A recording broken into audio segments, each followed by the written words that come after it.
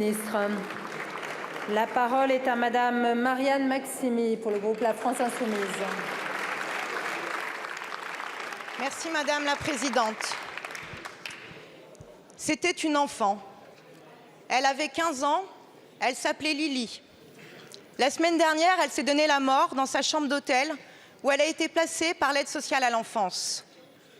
Je voudrais que notre Assemblée lui rende hommage et apporte son soutien à ses proches, aux éducateurs qui font du mieux qu'ils peuvent dans un contexte d'effondrement de la protection de l'enfance.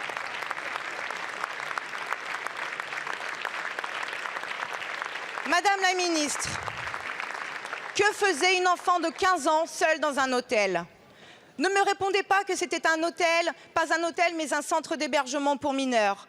Même conventionné avec les départements, les hôtels restent des hôtels, des lieux inadaptés pour les enfants, notamment les plus vulnérables. L'État connaissait la dangerosité de ce type de placement. Anthony, Jess, Nour, tous sont morts dans ce type d'hébergement. En 2019, l'inspection générale des affaires sociales a alerté sur les dangers bien identifiés, dont l'isolement et l'exposition au trafic et à la prostitution. En 2022, notre Assemblée a voté pour interdire les placements en hôtel, qu'il ne soit plus possible sans accompagnement éducatif renforcé. Que s'est-il passé depuis? Rien. Le décret d'application n'est jamais paru. Une dizaine d'autres d'ailleurs, non plus. La loi de 2022 est l'une des lois les moins appliquées de tout le premier quinquennat d'Emmanuel Macron. Cette non-application dit beaucoup du mépris social qui entoure le devenir des enfants placés. Pourtant, ces enfants ont des droits. L'État lui-même a envers eux des devoirs. Quand tu casses, tu répares, nous dit le Premier ministre. Mais qui va réparer la protection de l'enfance que le gouvernement laisse s'effondrer? Qui va réparer les familles qui n'ont pas trouvé d'aide quand elles en avaient besoin? Qui va réparer les vies d'enfants brisées par des parcours chaotiques en protection de l'enfance? Qui va réparer des professionnels en souffrance et à bout de souffle?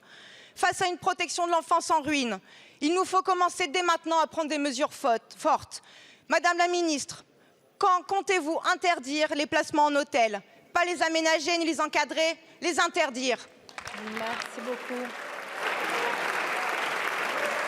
La parole est à Madame Prisca Thévenot, porte-parole du gouvernement. Merci Madame la Présidente, Madame la députée Maximi. Au nom du gouvernement, permettez-moi à mon tour d'apporter tout mon soutien aux proches de Lily, mais également aux professionnels touchés par cette disparition tragique. Une cellule psychologique a été mise en place pour apporter tout le soutien nécessaire à l'équipe éducative dévouée, ainsi qu'aux autres jeunes de l'établissement. Une enquête est en cours et permettra de faire toute la lumière sur ce drame absolu. Je vous réponds au nom de la ministre du Travail, de la Santé et de la Solidarité qui est actuellement au Sénat. La loi Taquet du 7 février 2022, qui a fait suite à un travail approfondi de plusieurs mois avec tous les professionnels concernés et les départements de France et les parlementaires, a permis que la parole de l'enfant soit davantage prise en compte et mieux prise en compte. Cette loi qui est mise en œuvre, oui, un certain nombre de décrets d'application a été déjà publiés, mais d'autres étaient en attente.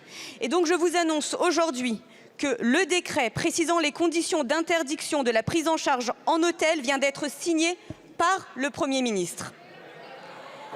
Le gouvernement souhaite poursuivre le dialogue avec les départements sur les conditions de mise en œuvre de la loi Taquet pour toujours mieux protéger les jeunes de l'ASE. Nous le devons à tous ces enfants qui n'aspirent qu'à une chose, vivre comme tous les autres. Merci. Je vous remercie, Madame la Ministre. La parole est à Monsieur